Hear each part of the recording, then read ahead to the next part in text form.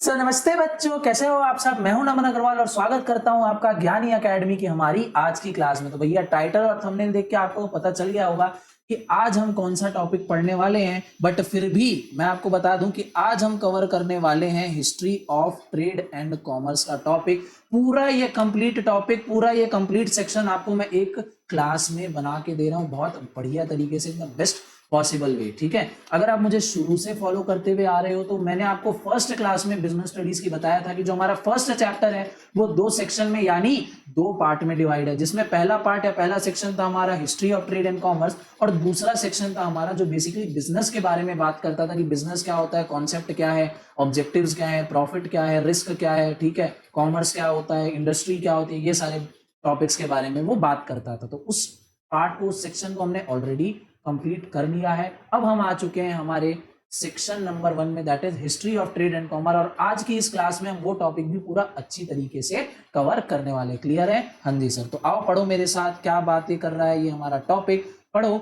The economic development of any country largely depends upon its physical environment. If we see today our motherland, it is surrounded by the Himalayans in the north and bordered by the water in the south. यहाँ पे ये बोल रहा है कि किसी भी country की जो इकोनॉमिक डेवलपमेंट होती है, जो इकोनॉमिक ग्रोथ होती है, वो बहुत ही ज्यादा डिपेंड करती है उसके फिजिकल एनवायरनमेंट के ऊपर। ठीक है, कि उस कंट्री का फिजिकल एनवायरनमेंट कैसा है, वो कंट्री किस जगह पे लोकेटेड है। क्लियर है? इस पे बहुत ही ज्यादा मेजरली वो उस कंट्री की इकोनॉमिक ग्रोथ डिपेंड करती है। कैसे डिपेंड करती है? तो इसका मैं बहुत अच्छा एकदम आपको पूरा प्रैक्टिकल एग्जाम्पल आपको आपकी स्क्रीन में आपके सामने शो करने वाला हूं। ये देखो, ये आहा, अब आपके सामने आ गया वर्ल्ड मैप। ठीक है, गूगल मैप मैंने इस वक्त आपके सामने खोल के रखा हुआ है। इससे मैं आपको समझाने वाला हूं कि कैसे किसी पर्टिकुलर कंट्री की जो इकोनॉमिक डेवलपमेंट है वो कैसे उस कंट्री की लोकेशन पे या उस कंट्री के एनवायरनमेंट पे डिपेंड करती है। ठीक है, तो आओ मेरे साथ और ये देखो, ये रहा हमारा भैया प्यारा भारत। अभी तक हमने क्या पढ़ा कि इंडिया के नॉर्थ में हिमालयंस है और साउथ में भैया वाटर बॉडीज है, इंडियन ओशन है, अरेबियन सी है, बे ऑफ बंगाल है। तो अगर हम इंडिया को देखें, हमारी कंट्री को देखें, अगर हमको हमारे गुड सेल करने हैं फॉर एग्जांपल सऊदी अरेबिया में, ठीक है, हमको इंडिया से हमारे गुड सेल करने हैं सऊदी अरेबिया से, तो हमारे पास वेरियस ऑप्शन है। ठीक है, हम एयरवेज जाके सेल कर सकते हैं, बाय रोड हम जा सकते हैं। ये देखो, यहाँ से ऐसे Pakistan, Afghanistan, Iran, Iraq cross करते हुए हम सऊदी अरेबिया पहुंच सकते हैं, या बाय वाटरवेज हम जा सकते हैं। ठीक है, वाटरवेज ओमान आ गए, ओमान से सीधा सऊदी अरेबिया पहुंच गए। तो अगर हमको हमारी गुड्स को एक्सपोर्ट करना है सऊदी अरेबिया में तो हमारे पास बहुत सारे ऑप्शन है। फिलहाल एयरवेज वाले ऑप्शन को हम अभी छोड़ देते हैं क्योंकि हम बात कर रहे हैं हिस्ट्री के बारे में। हिस्ट्री में अभी मान लो कि एयरवेज आया नहीं, तो फिर भी हमारे पास ऑप्शंस अवेलेबल है कि हम सऊदी अरेबिया तक हमारे गुड्स पहुंचा सकते हैं। वहीं अगर मैं बात करूं आपको, ये देखो एक और कंट्री मंगोलिया की। ठीक है, मंगोलिया की कंट्री अगर आप ऑब्जर्व करें, ठीक है, थोड़ा सा मैं जूम आउट कर लिया, तो ये मंगोलिया क्या है, ये देखो, एक कंट्री जो चारों तरफ से लैंड से घिरी हुई है। ठीक है, ये एक लैंड लॉक्ड कंट्री है। ठीक है, जिसके चारों तरफ लैंड ही लैंड है। ये देखो, यहाँ पे नीचे में इसके चाइना है, इधर साइड भी इसके चाइना है, ऊपर में ये रशिया से कवर है, थोड़ा सा बॉर्डर इसका यहाँ पे आ रहा है, कजाकिस्तान से लग रहा है। बट अगर इन नेट में बात करूं तो ये चारों जगह से ये लैंड से घिरी हुई है। अब अगर मान लो मंगोलिया को अपने कुछ सामान एक्सपोर्ट करने सऊदी अरेबिया में, पुराने जमाने की मैं बात कर रहा हूं, तो वो कैसे एक्सपोर्ट करेगी? तो आप बोलेंगे कि सर वो चाइना के थ्रू ऐसे ऐसे आके पूरा लंबा रास्ता तय करके वो सऊदी अरेबिया तक पहुंच सकती है। पर मान लो चाइना अगर आज मना कर दे कि मैं आपको अलाउ ही नहीं करूंगा कि आप मेरी कंट्री से होते हुए सऊदी अरेबिया तक अपना सामान पहुंचाओ, वैसे ही अगर रशिया मना कर दे कि मैं भी आपको अलाउ नहीं करता कि आप हमारी कंट्री का इस्तेमाल करके दूसरे कंट्री तक सामान एक्सपोर्ट करो, उस केस में मंगोलिया फंस जाए। ठीक है, क्यों फंस जाएगा? क्योंकि वो चारों तरफ से लैंड से घिरा हुआ है, उसके पास वाटरवेज है ही नहीं। ठीक है, कहीं भी अपना सामान पहुंचाने के लिए। अगर कल को पाकिस्तान ये बोल दे इंडिया को कि भैया हम आपको हमारी जमीन इस्तेमाल नहीं करने देंगे, तो फिर भी इंडिया के पास ऑप्शन है वाटरवेज का कि वो वाटरवेज से जाके ईरान में अपना सामान पहुंचा सकता है, ईरान से अगर उसको अफगानिस्तान जाना है अफगानिस्तान जा सकता है, ईरान से वो यहाँ से पूरी यूरोपियन कंट्रीज तक जा सकता है। बट मंगोलिया के पास आज की डेट में कोई भी ऑप्शन अवेलेबल नहीं है। ठीक है, उसको बहुत हद तक डिपेंड होना पड़ता है चाइना और रशिया के ऊपर अगर उसको आपका सामान एक्सपोर्ट करना है। इसी बात का चाइना बहुत ही ज्यादा फायदा उठाता है, वो मंगोलिया से बहुत हाई अमाउंट ऑफ टैक्सेस वसूल करता है। ठीक है, मंगोलिया के पास कोई ऑप्शन ही नहीं, बेचारा करेगा क्या? वो अपना सामान लाता है चाइना के पोर्ट तक। ठीक है, थोड़ा सा जूम इन में कर लेता हूं, तो वो अपना सामान चाइना के किसी भी पोर्ट पे लेके आया, वहां से वो फर्दर किसी और कंट्री में जा सकता है। चाइना इसी का फायदा उठाता है और वो बहुत हाई टैक्सेस वसूल कर लेता है। अभी तो हाई टैक्सेस वसूल कर ले, कल को अगर मना कर देगा तो मंगोलिया पूरी तरीके से फंस जाएगा। तो इस बात से हमको ये समझ में आती है कि कंट्री की जो ज्योग्राफिकल लोकेशन है, जो उसका एनवायरमेंट है कि वो कहाँ पे लोकेटेड है, इस पे बहुत हद तक हमारी इकोनॉमिक डेवलपमेंट है, जो हमारी इकोनॉमिक ग्रोथ है वो बहुत ही ज्यादा डिपेंड करती है। आई होप आपको ये कॉन्सेप्ट अच्छी तरीके से समझ में आया होगा। इस मैप को भी मैं यहाँ से अब हटा देता हूँ, ठीक है। हाँ जी सर। अब आते हैं नीचे और बात करते हैं कि और आगे पॉइंट क्या बोल रहा है, रेड में हाईलाइटेड है भैया। तो in the ancient time India was connected with the middle eastern countries and parts of Europe through a network of roads name silk route या सिल्क रोड, ठीक है। तो एंशियंट टाइम में इंडिया जो है वो मिडिल ईस्टर्न कंट्री से और some part of European country से भी कनेक्टेड था थ्रू सिल्क रोड या सिल्क रूट। अब ये सिल्क रोड क्या है, तो सबसे पहली बात कि भैया सिल्क रोड ना ही सिल्क है ना ही रोड है। क्या बात कर रहे हो सर? हाँ जी। तो सिल्क रोड जो है वो ना ही सिल्क है। अगर आपको लग रहा होगा कि आप सिल्क रोड में कोई ऐसे रास्ता है, आप चले जाएंगे, आपको आजू बाजू देखोगे, आपको हर जगह सिल्क ही सिल्क दिखेगा या सिल्क की रोड होती होगी, तो ऐसा बिल्कुल नहीं है। सिल्क रोड ना ही तो सिल्क है ना ही रोड है। रोड नहीं है मतलब सर, रोड आजकल के टाइम में कैसी होती है, रोड में होती है जीब्रा क्रॉसिंग, प्रॉपर डामर की रोड बनी होती है, एकदम स्ट्रॉन्ग रोड्स होती हैं। जगह जगह आपको साइंस देखने को मिल जाते हैं, ट्रैफिक सिग्नल, ट्रैफिक लाइट्स आपको देखने को मिल जाती है। तो सिल्क रोड ना ही सिल्क है ना ही वो प्रॉपर जो आज के टाइम में हमारी रोड है वो वैसी रोड। तो आखिर है क्या silk route? Basically silk road एक रास्ता है, ठीक है। एक रास्ता था जहां से ट्रेडिंग हुआ करती थी, क्लियर। एक रास्ता था जहां से बेसिकली ट्रेड हुआ करता था। अगर मैं आपको फिर से दिखाऊं वर्ल्ड मैप में, वर्ल्ड मैप पे हम वापस से आ रहे हैं, तो ये देखो वर्ल्ड मैप, ठीक है। इंडिया की अगर हम बात करें, इंडिया की अगर हम बात करें तो इंडिया यहां से, ये देखो ये कनेक्ट हो गया हमारा मिडिल ईस्टर्न कंट्री से, ये सारी कंट्री हो गई हमारी मिडिल ईस्ट की कंट्री। और यहां से ये कनेक्ट हो सकता है, यहां से अगर ईरान से वो जाए तो वो वापस पूरे यूरोपियन कॉन्टिनेंट्स में जाके अपना सामान बेच सकता है। तो यही हो गया हमारा सिल्क रोड, जो बेसिकली स्टार्ट होता था हमारा चाइना से, चाइना से यहाँ से स्टार्ट होके वो इंडिया क्रॉस होते हुए ऐसे पाकिस्तान और ऐसे एक वो पार्ट जाता था उसका मिडिल ईस्टर्न कंट्री तक, दूसरा पार्ट वो जाता था यूरोपियन कंट्रीज तक। दूसरी अगर मैं बात करूं तो आपके नोट्स में जो आगे फर्दर डिटेल्स दी गई हैं, क्या बात बोल रहा है, तो the maritime routes linked the east and west by sea and were used for the trade of spices known as spice route. तो जो मैरीन टाइम रूट था यानी समुद्री रास्ता था, समुद्र का जो रास्ता था, फिर से एक बार आपको मैं दिखा रहा हूं वर्ल्ड मैप। तो ये देखो ये जो समुद्र का रास्ता है, यहां से हम इस कंट्री तक पहुंच सकते हैं, यहां से हम यहां जा सकते हैं, ठीक है। Saudi Arabia, Oman, Yemen, Somalia, ठीक है। फिर सोमालिया से फर्दर हम दूसरी कंट्री में प्रोड्यूस हमारा सामान बेच सकते हैं। यहाँ से हम देखो Singapore, Malaysia, Thailand, Myanmar, Vietnam, Cambodia, इतनी सारी जगह को हम कवर कर सकते हैं। तो ये हो गया हमारा स्पाइस रूट, ठीक है, जो हम समुद्र के रास्ते से जाते थे। बेसिकली साउथ इंडिया में बहुत ज्यादा स्पाइसेस होती है, तो यहाँ से मेनली स्पाइसेस का ट्रेड होता था, इसलिए इसको स्पाइस रूट भी बोला गया। क्लियर है? हाँ जी सर। तो अगर ये क्लियर है तो फिर से मैं इस मैप को हटा देता हूं और आ जाते हैं हम हमारे टॉपिक पे। आगे क्या बोल रहा है सर? बट हाँ, उसके पहले एक चीज और, आपके मन में अगर सवाल आ रहा होगा कि सर ये जो हमारा सिल्क रोड है ये आज की डेट में भी मौजूद है क्या? नहीं। जो पुराने टाइम में सिल्क का जो रास्ता हुआ करता था, जो रूट हुआ करता था जिसके द्वारा हम ट्रेडिंग करते थे, वो आज के टाइम में नहीं है, ठीक है। क्यों नहीं है? तो इसके लिए बेसिकली दो रीजन थे। मैंने बहुत रिसर्च की है, पूरी हमारी रिसर्च की जो टीम थी वो लग गई थी इस रीजन को फाइंड आउट करने में कि सिल्क रोड गई कहाँ, अचानक से गायब तो हो नहीं सकती। तो बेसिकली उसके दो रीजन जो हमको इंटरनेट पे मिले वो थे, पहला उसमें था कि हम हमारा बेसिकली जो सामान था वो कहाँ भेजते थे, मिडिल ईस्टर्न कंट्रीज में और यूरोपियन कंट्रीज में। तो वो कंट्री भी धीरे धीरे डेवलप होने लगी, वहां के भी भैया उन्होंने एग्रीकल्चर में उन्होंने ग्रो किया, बाकी मेटल्स में उन्होंने ग्रो किया, और जो हम यहाँ से सामान एक्सपोर्ट करते थे वो वहीं पे मैन्युफैक्चर करने लग गए। तो धीरे धीरे उनको इंपोर्ट करने की जरूरत कम होने लग गई, तो धीरे धीरे करके सिल्क रोड ऐसे खत्म हो गया। दूसरा जो रीजन हमको मिला वो था इन्वेजन ऑफ मंगोल्स का। हम मंगोल्स कौन थे? तो जो मैंने अभी थोड़ी देर आपको पहले दिखाया था ना, मंगोलिया, वहां के लोग थे, ठीक है। वहां के लोगों को क्या बोला जाता है? मंगोल्स, ठीक है। मंगोल का जो लीडर था चंगेज खान, अगर आप नेट पे थोड़ा बहुत रिसर्च करें तो आपको पता चल जाएगा कि भैया वो कौन आदमी था, ठीक है। उसके पास कितनी बड़ी सेना थी, कितना बड़ा उसका एम्पायर था। वो ऐसे लोग थे तो जो जहां से चले जाते थे वहां तबाही मचा देते थे। एक बार अगर मंगोल कहीं पे आ गए तो मतलब वहां पूरा डिस्ट्रक्शन हो जाना है। अगर आप नेट पे इसको पढ़ेंगे आपको और अच्छी तरीके से क्लियर हो जाएगा, ठीक है। मैं बहुत ज्यादा डिस्कशन नहीं कर रहा हूं ताकि ये क्लास ज्यादा लंबी ना हो, ठीक है। हाँ जी सर।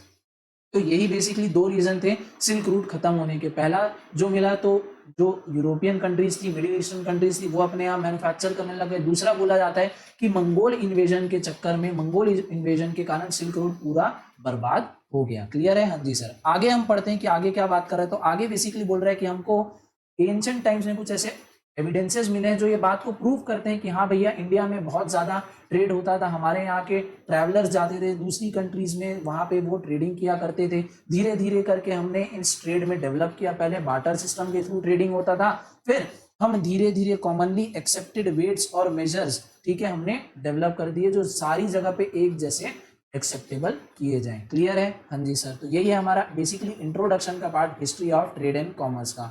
नेक्स्ट टॉपिक जो है हमारा indigenous banking system. Indigenous banking system मतलब, इंडिजीनस मतलब क्या है? तो इंडिजीनस मतलब स्वदेशी, यानी हमारी कंट्री में, देसी कंट्री में भैया बैंकिंग सिस्टम कैसे हुआ करता था। तो मैं आपको एक जनरल नॉलेज की बात बता दूं, एक फैक्ट बता दूं, तो जो वर्ल्ड में जो सबसे पहला बैंक खोला गया था वो खोला गया था 1300s में, ठीक है, 1300s में वर्ल्ड का पहला बैंक खोला गया था। उसके पहले हमारी कंट्री में कैसे काम होता था, जो बेसिकली जो रिच लोग थे, साहूकार थे, जो सेठ लोग थे, उनसे ये काम हुआ करते थे। कैसे? जो कॉमन पीपल थे वो साहूकार के पास जाके अपना पैसा डिपॉजिट करते थे और इंटरेस्ट, या उनको अगर लोन्स की जरूरत होती थी तो वो उन साहूकार से ही बोरो कर लिया करते थे। तो बेसिकली इस तरीके से हमारा बैंकिंग सिस्टम काम करता था। जो कौन कंट्रोल करता था? साहूकार या जो रिच पीपल होते थे उस पर्टिकुलर एरिया के, वो कंट्रोल करते थे। धीरे धीरे धीरे क्या होने लगा? ट्रेड और बढ़ने लगा, ठीक है। हमने कॉइन्स का इंट्रोडक्शन कर दिया, silver coin, gold coin, copper coins, इन सब का इंट्रोडक्शन होने लग गया। साथ ही साथ हमको जरूरत पड़ने लगी क्रेडिट पे सामान की, क्रेडिट यानी उधार पे सामान की हमको जरूरत पड़ने लगी, क्योंकि ऐसा जरूरी तो नहीं है कि हर पर्सन के पास उस टाइम एडिक्वेट कैश हो कि उसको जितनी क्वांटिटी में सामान चाहिए वो उतनी क्वांटिटी में सामान ले सके। तो इस प्रॉब्लम को दूर करने के लिए भैया हमारे पास हमने डेवलप की दो चीज, हुंडी और चिट्ठी, ठीक है। हुंडी और चिट्ठी क्या है, उसमें भी चिट्ठी क्या है, इसके बारे में हम बिल्कुल डिस्कशन नहीं करेंगे। क्यों? क्योंकि एनसीईआरटी में आपके सिलेबस में इसके बारे में कोई फर्दर डिस्कशन नहीं है, तो हम इसको यहीं पे करेंगे इग्नोर। नॉलेज के लिए आपको पढ़ना है, आप बिल्कुल गूगल करके पढ़ सकते हैं। हम जो मेन हमारा टॉपिक है, जो मेन हमारा हाईलाइट है, हुंडी के बारे में डिस्कशन करेंगे भैया। अब हुंडी क्या है, तो इसको इस तरीके से समझो, समझो मैं एक सेलर हूं, आप एक बायर हो, ठीक है। मैं फूड ग्रेन्स बेच रहा हूं, आप मेरे पास आए फॉर द फर्स्ट टाइम, ठीक है, आप मेरे रेगुलर कस्टमर नहीं हो, आप मेरे पास आए फर्स्ट टाइम और आपने मुझे सामान लिखवाया कि मुझे ये सामान चाहिए, मैंने आपको सामान ला के दिया, साथ ही साथ मैंने आपको बिल ला के दिया। कितने का बिल था? 50,000 का बिल था। आपके पास जेब में थे 10,000। आपने बोला कि भैया मेरे पास अभी 10,000 रुपए पर मुझे सामान 50,000 की मुझे जरूरत है, ठीक है। लॉकडाउन के चक्कर में मेरी नौकरी चली गई है, मेरे पास अभी कोई नौकरी नहीं है, फाइनली मेरे पास इतने ही रुपए, आप प्लीज इसको ले लो। मैं बोलूंगा कि ठीक है, मैं 10,000 आपसे रख लेता हूँ, बट बाकी 40,000 का क्या, ठीक है, वो भी तो मुझे आपसे चाहिए। मैं आपके ऊपर कैसे भरोसा कर लूँ कि इन फ्यूचर आप मुझे 40,000 दोगे? आप तो मेरी दुकान में पहली बार आए हो, मैं आपकी मजबूरी समझता हूँ, वो अलग बात है, बट आप भी तो मेरी मजबूरी समझो। लॉकडाउन मेरे लिए भी है, कोरोना मेरे लिए भी है, ठीक है। इस सिचुएशन में 40,000 का सामान किसी को फ्री में दे देना, वो मेरे लिए नुकसान की बात है। मैं आपको फ्री में नहीं दे सकता, बट मैं आपकी मजबूरी भी समझता हूँ। तो ऐसा करो, आप मुझे कुछ प्रूफ दो, आप मुझे रिटर्न में लिख के दे दो कि एक पर्टिकुलर टाइम के बाद या जब मैं आपसे पैसे मांगू तब आप मुझे पैसे दे दो। इस चक्कर में क्या हो जाएगा, आप एक पेपर में मुझे लिख के दे दो, उस लिहाज से मेरे पास एक प्रूफ हो जाएगा कि मैंने आपको भैया particular so and so date को आपको मैंने कुछ सामान सोल्ड किए थे, इतना आपने मुझे पेमेंट दिया था, या आपको इतना मुझे पेमेंट देना बाकी। तो मेरे पास एक प्रूफ हो जाए, यानी सेलर के पास एक प्रूफ हो जाए कि उसको सामने वाले से पेमेंट लेना है। यही होता था हुंडी। हुंडी बेसिकली क्या था? एक इंस्ट्रूमेंट था, एक पेपर था, उस पर हम लिख देते थे कि भैया हमने इस सेलर से इतना इतना सामान लिया, मुझे इसको इस तारीख को मुझे इसको पेमेंट करना है। तो यही था हमारा हुंडी का कॉन्सेप्ट। और अच्छे से थोड़ा सा इंग्लिश में समझ लेते हैं कि हुंडी क्या है। तो हुंडी as an instrument of exchange which was prominent in the subcontinent, it involved as a contract which warrant the payment of money, the promise or order which is unconditional। तो हुंडी क्या होती थी भैया? अनकंडीशनल होती थी। अनकंडीशनल मतलब आप हुंडी में कोई कंडीशन नहीं लगा सकते। जैसे सामने वाला पर्सन, बायर, ये नहीं बोल सकता कि मेरी जब नौकरी लगेगी ना तब मैं आपको पेमेंट कर दूंगा, अभी मेरे पास नहीं है, मैं नहीं कर पाऊंगा। तो इस टाइप की आप कोई भी कंडीशन, या जब मेरी भैंस को बछड़ा हो जाएगा तब मैं आपको पेमेंट कर दूंगा, तो इस टाइप की कोई भी कंडीशन आप हुंडी में नहीं लगा सकते, टोटली अनकंडीशनल होती थी। समझ रहे हो? समझ रहे हो आप? समझ रहे हो? अब आप बोलेंगे कि हुंडी हम जब इशू कर रहे तो मैं आपसे कुछ एक टाइम पीरियड के बाद पैसा मांगूंगा। अगर मैं आप में हुंडी में लिख के दूं, ठीक है, अगर आप मुझे आप हुंडी में लिख के दें कि मैं आपको 1 वीक बाद आपको मैं पेमेंट करूंगा, तो ये तो एक काइंड ऑफ कंडीशन हो गई कि भैया 1 हफ्ते बाद ही मैं आपको, या 1 महीने बाद ही मैं आपको पेमेंट करूंगा। तो ये कंडीशन नहीं होती, ये बेसिकली आप समझो कि ये नीड है, ये तो एक जरूरत है कि एट दिस मोमेंट में आपको पैसा नहीं दे सकता हूं, मुझे थोड़ा सा टाइम दो। तो ये कंडीशन नहीं है, ये एक नीड है। कंडीशन तो वो हो जाएगी कि भैया मेरी जब नौकरी लग जाएगी तो मैं आपको दूंगा, या मुझे फलाना कोई व्यक्ति पेमेंट देगा तो मैं आपको आपकी पेमेंट दे दूंगा। तो ये होती है कंडीशन। जो टाइम है वो तो आपकी एक नीड है। क्लियर है। आगे, capable of change through transfer by valid negotiation. तो वैलिड नेगोशिएशन से हम इसको ट्रांसफर कर सकते हैं, हुंडी को हम दूसरे पर्सन को ट्रांसफर कर सकते हैं। जैसे बायर ने मुझे दिया हुंडी, मैं हुंडी किसी और को भी ट्रांसफर कर सकता हूं। तो उस सिचुएशन में क्या होगा, मैंने मान लो किसी पर्सन एक्स को हुंडी ट्रांसफर कर दी, तो जो बायर था वो मुझे पेमेंट नहीं करेगा, वो डायरेक्टली एक्स को पेमेंट कर देगा। क्लियर है। हाँ जी सर। तो ऐसी होती थी हमारी हुंडी। इसके बाद कुछ खास ज्यादा बात नहीं दी गई है आपके इस टॉपिक में। बेसिकली आगे का हमारा डिस्कशन जो है वो हुंडी के ऊपर ही होने वाला है। अगर आपको हुंडी बहुत अच्छी तरीके से समझ में आ गई है तो बहुत अच्छी बात, नहीं समझ में आया कमेंट सेक्शन आपके लिए बिल्कुल खुला है। साथ ही साथ आप मुझे इंस्टाग्राम पे भी आपका डाउट पूछ सकते हैं। मेरा इंस्टाग्राम हैंडल है NAMAN_AGARWAL09। ठीक है, नमन_अग्रवाल 09। इस इंस्टाग्राम हैंडल पे आप जाके मुझे फॉलो करके आप ये डाउट पर्टिकुलरली पूछ सकते हैं कि आपको हुंडी में क्या टॉपिक अभी भी समझ में नहीं। क्लियर है। हाँ जी सर। नेक्स्ट आते हैं हम और हुंडी के बारे में थोड़ा सा और डिस्कशन करते हैं। ऑलरेडी मैंने आपको बोला कि इस पर्टिकुलर पैराग्राफ में कुछ खास इंपॉर्टेंट बात नहीं है, आप वीडियो पॉज करके उसको अच्छी तरीके से रीड कर सकते हैं। हम आ जाते हैं आगे और हम पढ़ते हैं हमारा नेक्स्ट टॉपिक जो किस बारे में बात कर रहा है। तो वो बात कर रहा है hundi as practised by Indian merchant communities. कि पुराने टाइम में हमारे इंडियन मर्चेंट किन टाइप्स की हुंडीज में डील करते थे, किन किन टाइप्स की हुंडी होती थी। ठीक है, तो बेसिकली हमारे पास दो टाइप की हुंडी होती थी। क्या क्या? पहला थी दर्शनी हुंडी। क्या? पहली थी दर्शनी हुंडी और दूसरा थी मुद्दती हुंडी, या इसको म्यादी हुंडी भी बोलते हैं। पहली क्या हो गई? दर्शनी हुंडी। दूसरी है हमारी मुद्दती हुंडी। अब इन दोनों में डिफरेंस है। तो दर्शनी मतलब आपको नाम से समझ में आ रहा है, दर्शन यानी एकदम देखते ही साथ। तो दर्शनी हुंडी ऐसी हुंडी होती थी जहां पे आपको देखते ही साथ, मैंने आपको हुंडी ला के दी, आपको तुरंत मुझे मेरा पेमेंट कर देना है। वेयर एज जो म्यादी हुंडी या मुद्दती हुंडी होती थी वो एक टाइम पीरियड के लिए हुंडी होती थी। उसमें टाइम पीरियड लिखा जाता था कि 90 डेज बाद, 60 डेज बाद, 100 डेज बाद मैं आपको पेमेंट करूंगा। तो ये बेसिकली एक छोटा सा डिफरेंस है दर्शनी हुंडी और म्यादी हुंडी में। दर्शनी हुंडी में आपको 4 घंटे बाद अगले दिन भी आपको मैं ला के दूं तो आपको मुझे पेमेंट करना पड़ेगा। वेयर एज मुद्दती हुंडी में जितना टाइम पीरियड दिया है उतने टाइम पीरियड के बाद आप मुझे पेमेंट देने आओगे। क्लियर है? हाँ जी सर। तो ये बेसिकली दो टाइप की हुंडी होती थी। अब इसमें भी बहुत सारे कुछ टाइप्स निकले। क्या क्या? तो पहला है हमारा धानी जोग हुंडी। ठीक है, धानी जोग कैसी होती थी? दर्शनी टाइप की धानी जोग हुंडी होती थी। दूसरा आपको दिख रहा होगा नीचे एक और धानी जोग हुंडी। तो ये जो धानी जोग है ऊपर वाली वो दर्शनी टाइप की है और जो नीचे है वो है मुद्दती टाइप की। ठीक है, तो धानी जोग अब एक्चुअल में होती क्या है? तो धानी जोग क्या है? तो payable to any person who is the owner of the hundi, यानी हुंडी का जो मालिक है, हुंडी का जो ओनर है, उसी को हम पेमेंट देंगे।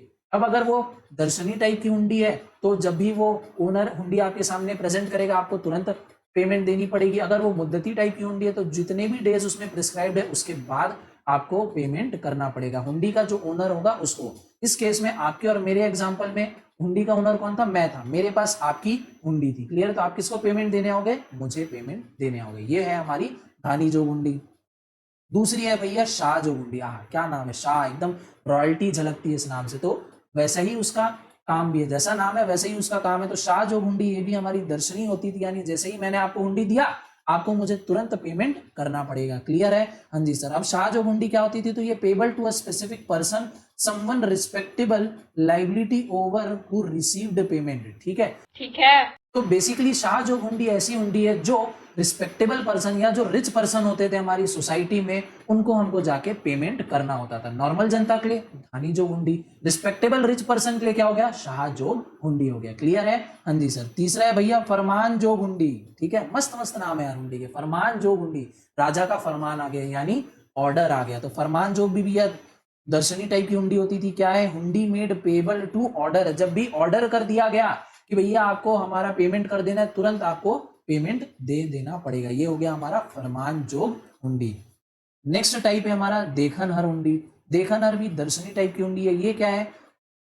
पेबल टू द प्रेजेंटर और बियरर, यानी जो ओनर है उसी को पेमेंट किया जाएगा। अब आप बोलेंगे कि सर जो धानी जोग हुंडी है और जो देखनहर हुंडी है दोनों तो सेम होगा। हाँ, दोनों सेम है, ठीक है, इसमें क्या हो रहा है, धानी जोग में भी हम क्या कर रहे हैं, जो ओनर है उसको हम पेमेंट कर रहे हैं, देखनहर में भी हम ओनर को पेमेंट कर रहे हैं, बट दोनों के बीच में एक स्लाइट डिफरेंस है भैया। अगर दो टाइप की हुंडी है तो उसमें कुछ ना कुछ तो डिफरेंस होगा ना, वरना या तो धानी जोग होता है या देखनहर होता। तो डिफरेंस क्या है, तो धानी जोग जो हुंडी है वो दर्शनी टाइप भी हो सकती है और वो मुद्दती टाइप की भी हो सकती है, वेयरएज जो देखनहर हमारी हुंडी है वो सिर्फ और सिर्फ दर्शनी हो सकती है, वो मुद्दती नहीं हो सकती। देखनहर देखो, देखते साथ ही देखा और आपने पेमेंट किया, दर्शनी देखा आपने पेमेंट किया, तो देखनहर सिर्फ और सिर्फ दर्शनी टाइप की हो सकती है, वेयरएज धानी जोग दर्शनी भी हो सकती है और मुद्दती भी हो सकती है। ये इन दोनों के बीच का स्लाइट डिफरेंस है, मीनिंग दोनों का सेम है, जैसे जो आपका होल्डर है, जो मालिक है हुंडी का, उसी को आपको पेमेंट करनी है।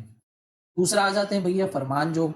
फरमान जोग कौन सा है, मुद्दती टाइप का है, तो सेम है भैया फरमान जोग, हमने ऊपर पढ़ा, जब हमने बोला तब हमको पेमेंट मिल जाना चाहिए, बट अगर हम फरमान जोग मुद्दती टाइप में इशू कर रहे हैं, यानी हम उसमें टाइम का कुछ वेरिएशन डाल दे रहे हैं कि पर्टिकुलरली 50 डेज बाद हमको हमारा पेमेंट मिल जाना चाहिए, तो पर्टिकुलरली 50 डेज बाद ही हमको हमारा पेमेंट मिलेगा। तो ये हो गया हमारा फरमान जोग मुद्दती टाइप का। दूसरा आ जाते हैं भैया हम जोखमी, लास्ट टाइप की हुंडी हमारी जोखमी हुंडी।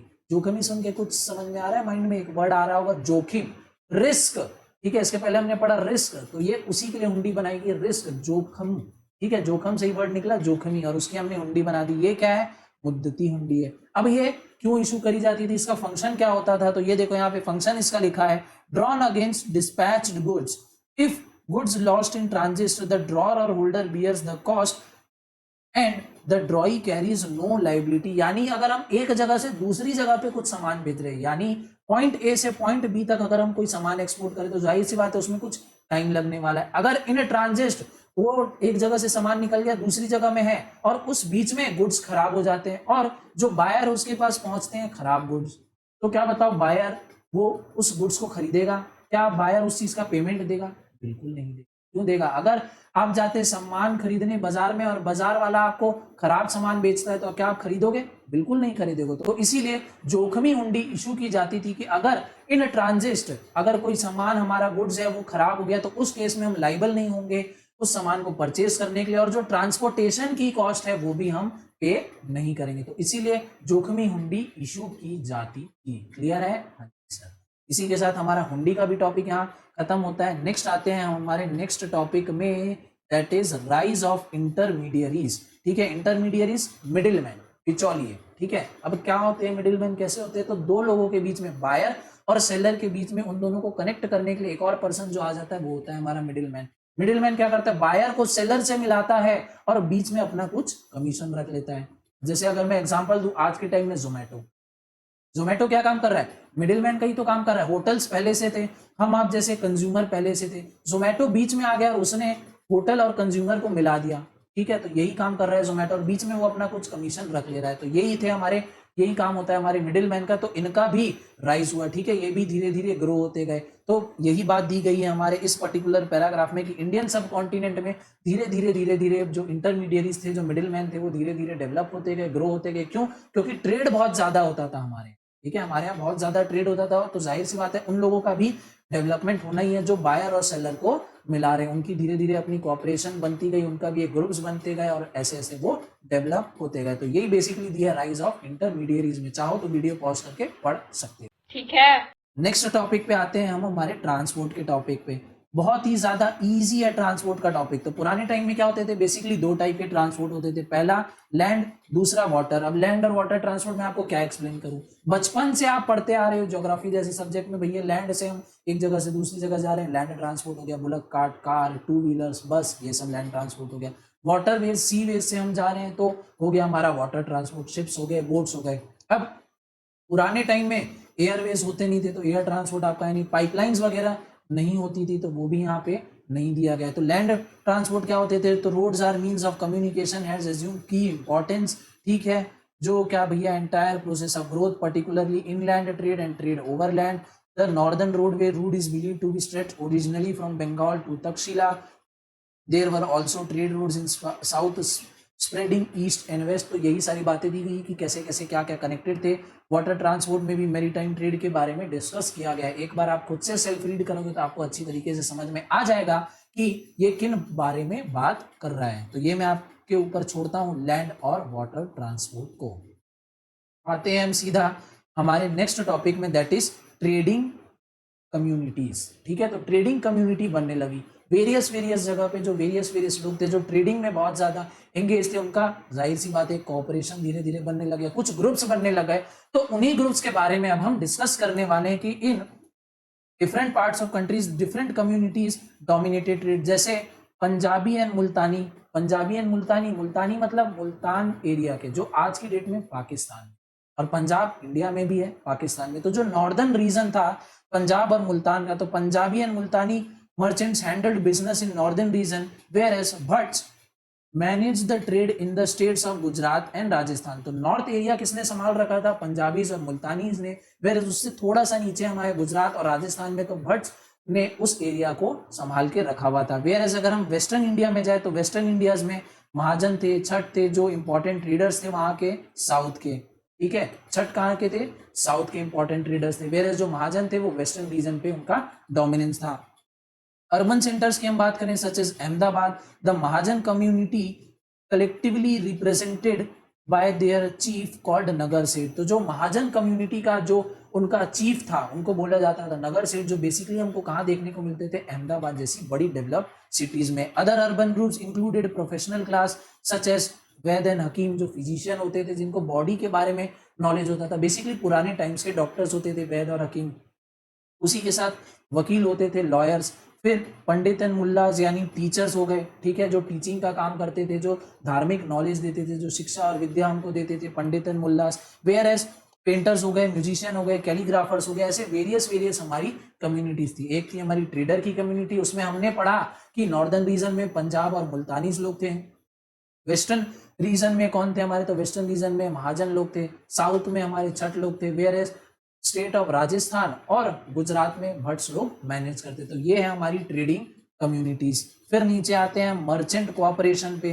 तो जो मर्चेंट की जो हमारी कम्युनिटी थी वो भी भैया बहुत इंपॉर्टेंट रोल प्ले करती थी। उनका भी एक ऑटोनॉमस कोऑपरेशन धीरे धीरे बनते गया और ये एकदम डोमिनेशन इनका फैलने लगे। यहाँ तक कि राजा जो होते थे, जो किंग थे, देखो यहाँ पे लिखा है which even kings were support to accept and respect. इनके जो भी रूल्स और रेगुलेशंस थे, जो इनके प्रोफेशनल कोड ऑफ कंडक्ट थे, वो राजाओं को भी मानने पड़ते थे। इनका इतना ज्यादा दबदबा हो गया था एंशिएंट के टाइम्स में। क्यों हो गया था? क्योंकि भैया सारा जो ट्रेड है वो ये कंडक्ट कर रहे थे। अब ट्रेड से मार्केट में रेगुलरिटी बनी रहती है, सबके पास पैसा आता रहता है, पैसा सबके पास आ रहा है, तो राजा का काम होता था उनसे टैक्स कलेक्ट करना। तो इनका बहुत ज्यादा डोमिनेंस था। ये बोलते थे कि भैया अगर हम ट्रेड ही नहीं करेंगे, लोगों के पास पैसा आएगा ही नहीं, तो आप टैक्स किन से कलेक्ट करोगे? तो राजाओं को भी इनसे थोड़ा सा रिस्पेक्टफुली बात करनी पड़ती थी, थोड़ा सा हल्का दबके रहना पड़ता था। इनके रूल्स एंड रेगुलेशंस को राजाओं को भी मानना पड़ता था। अब ये मर्चेंट कैसे कमाते थे? तो ये ट्रेडर्स तो थे ही, जिनको ऊपर ये ऑक्ट्रॉय ड्यूटीज वगैरह ये चार्ज करते थे इंपोर्टेड गुड्स पे। अगर हम कहीं से बाहर से गुड्स मंगवा रहे हैं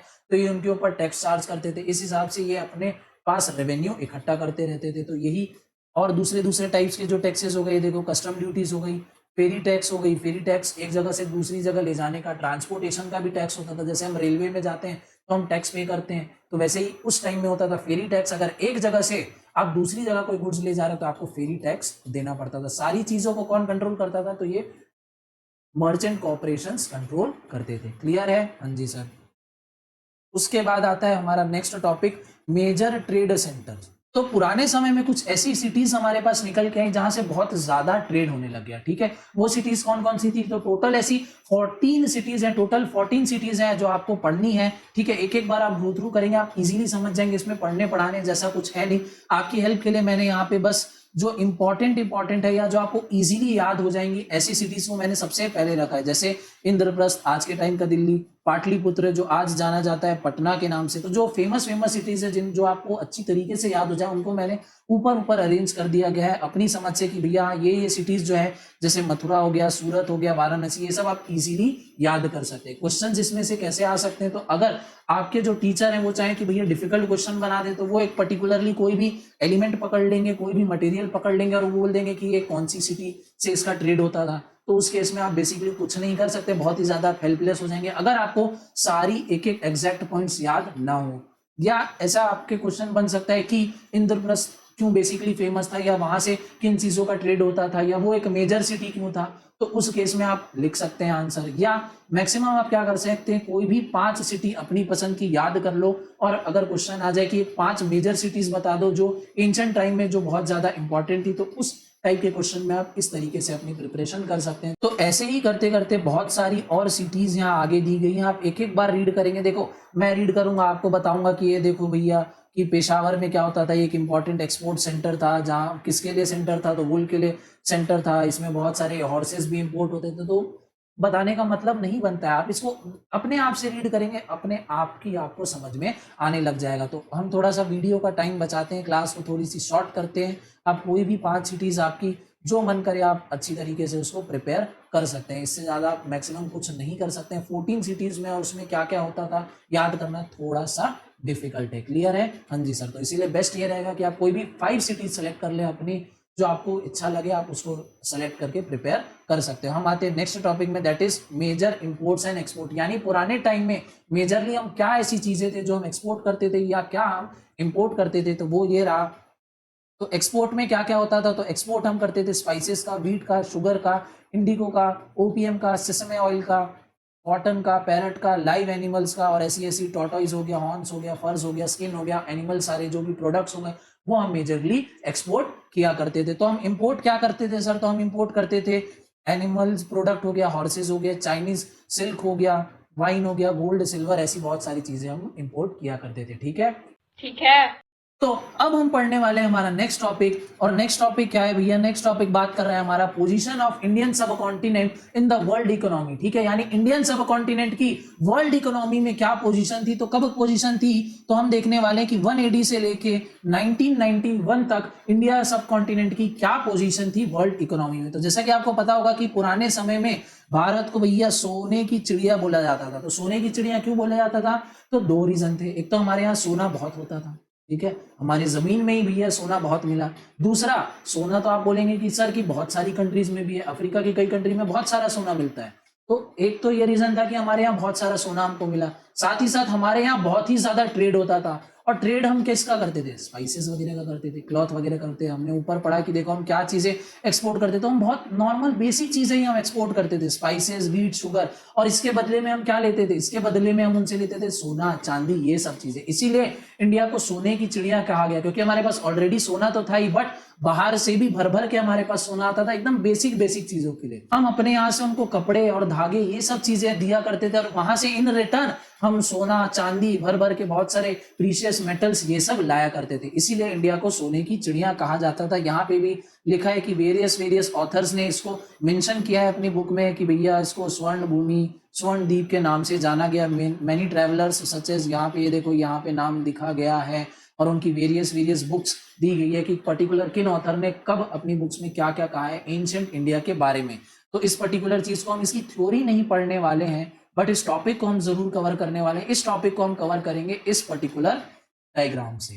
ठीक है? ये पर्टिकुलर आपका डायग्राम मैंने आपकी एनसीईआरटी बुक से एकदम एग्जैक्टली लिया है, और इससे हम कवर करने वाले हैं और देखने वाले कि इंडिया की क्या सिचुएशन थी वेरियस टाइम में। तो अगर हम सबसे पहले बात करें फर्स्ट एडी में, तो 32% द लार्जेस्ट रीजनल कंट्रीब्यूशन, तो वर्ल्ड इकोनॉमी का 32% भैया हम कंट्रीब्यूट कर रहे हैं, यानी 1/3। ठीक है? ऑलमोस्ट 1/3 ट्रेड हमारे यहाँ से होता था। कब? फर्स्ट एडी में। फिर अगर हम बात करें 1000 एडी में, तो भी 32% लार्जेस्ट हमारा कंट्रीब्यूशन था। फिर अगर हम आए 1500 एडी में, तो ये थोड़ा सा कम हुआ, 24.36%। अब हम बन गए second in the regional share.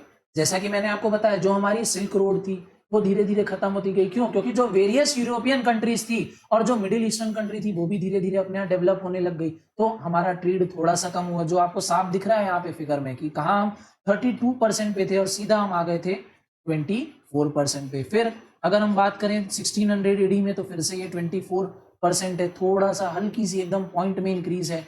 फिर 1700 एडी में भी 24%, फिर 1700 से 1750 में हो गई 25%। वर्ल्ड्स इंडस्ट्रियल आउटपुट, यानी वर्ल्ड के जो इंडस्ट्रियल आउटपुट था उसका 25% हमारे यहाँ से जाने लगा, थोड़ा सा यहाँ पे इंक्रीज हुआ। फिर बात करें हम 1850 में, तो ये ट्रेड रह गया हमारा एकदम 5 to 10%। अब ऐसा क्यों हुआ? तो 1850s आपको पता है ऑलरेडी मुगल्स हमारे यहाँ आके जा चुके हैं, बहुत ज्यादा डिस्ट्रक्शन उन्होंने किया।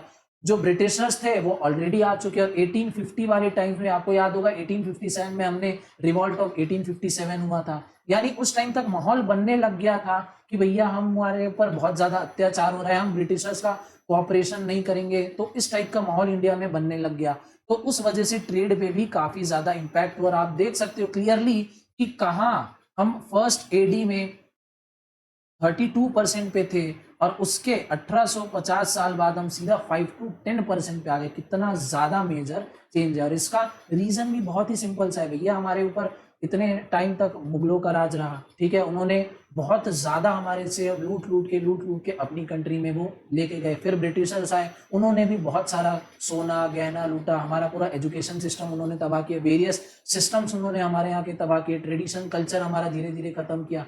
फिर बहुत सारे और उन्होंने चीजें लाई जो हमारे लिए आज भी हम उन चीजों को झेल रहे हैं। क्लियर है? हाँ जी सर। फिर आगे अगर हम बात करें तो 1870 में 9.2% रहा, ठीक है, वर्ल्ड इनकम ब्रिटिश एम्पायर की। फिर आगे बढ़े तो 1900 में हम 2% पे आ गए।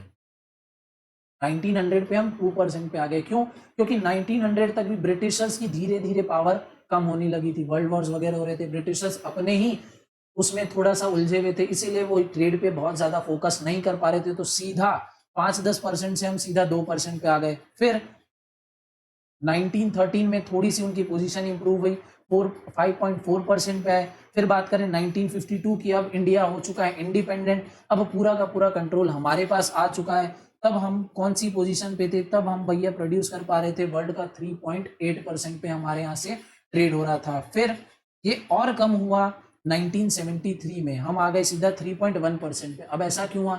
तो सबसे पहले इंडिपेंडेंस के बाद एक इंडिया का मेजर पार्ट पाकिस्तान के रूप में और बांग्लादेश के रूप में अलग हो गया। ऑलरेडी अफगानिस्तान अलग हो चुका था, यहाँ से म्यांमार अलग हो चुका था। 1947 में भैया पाकिस्तान और बांग्लादेश भी अलग हो गए। फिर उसके बाद वॉर्स हुई, ठीक है, कारगिल का युद्ध हुआ, 1962 की वॉर हुई, ठीक है, बहुत सारे वॉर्स हुए, चाइना के साथ हमारा वॉर हुआ। तो उस हिसाब से भी बहुत ज्यादा हमारे ऊपर इम्पैक्ट पड़ा और हम और नीचे आ गए।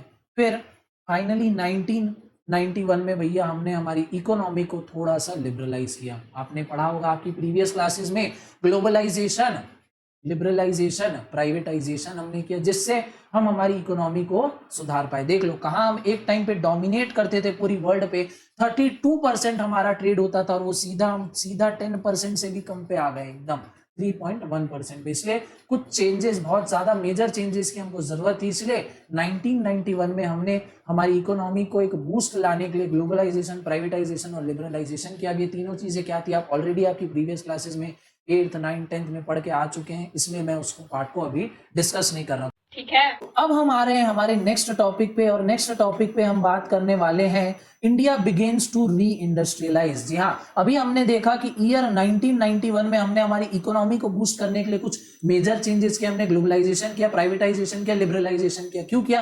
ताकि हम अपनी इकोनॉमी को बूस्ट कर पाए। क्लियर है? हाँ जी सर। तो वही बेसिकली 2-4 छोटी छोटी बात कर रहे हैं हमारा ये पैराग्राफ। अगर शॉर्ट में मैं तुमको जल्दी से बताऊं तो हमने हमारी इंडिपेंडेंस के बाद हमने बनाना चालू किया 5 ईयर प्लान। हम बेसिकली 5 ईयर प्लान बनाते थे और उस हिसाब से हम वर्क करते थे, जो स्टार्टिंग में बहुत ही सक्सेसफुल हुए, बट धीरे धीरे उनमें भैया कमी आने लगी और हमको हमारे 5 ईयर प्लान बंद करने पड़े। और आज की डेट में हमने 5 ईयर प्लान को कंप्लीटली रिप्लेस करके हमने ले आया है नीति आयोग। अब नीति आयोग क्या है, इसके लिए जल्दी मेरी एक वीडियो आने वाली है, वो बेसिकली आपके लेवल के लिए नहीं है, वो स्पेशली है CSET के बच्चों के लिए। बट आपको अगर नॉलेज का कीड़ा और आप जानना चाहते हो कि 5 ईयर प्लान एग्जैक्ट में क्या था, वो क्यों धीरे धीरे फेल हुआ और नीति आयोग लाने का पर्पस क्या था जो मोदी गवर्नमेंट ने लेके आया, तो आप वो वीडियो जरूर देख सकते हो। क्लियर है? हाँ जी सर। तो हम सीधा हमारे टॉपिक पे आते हैं कि इंडिपेंडेंस मिलने के बाद हमने जब हमारी इकोनॉमी को बूस्ट करने के लिए थोड़ा लिबरल किया, ग्लोबलाइजेशन की तरफ हम बढ़े, हमारा मेन फोकस था कि हम कैसे भी करके इंफ्रास्ट्रक्चर को डेवलप करें।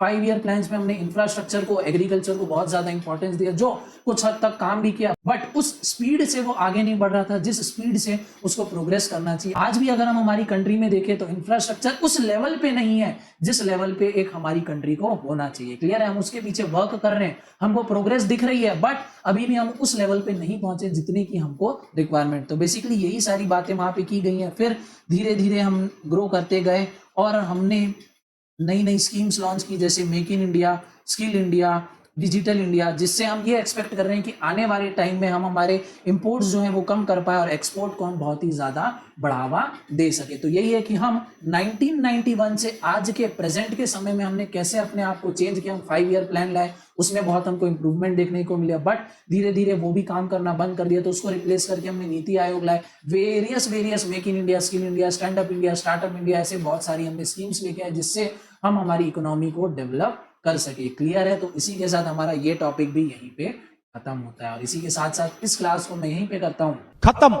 और आपसे मैं बोलता हूँ bye bye, tata, good bye.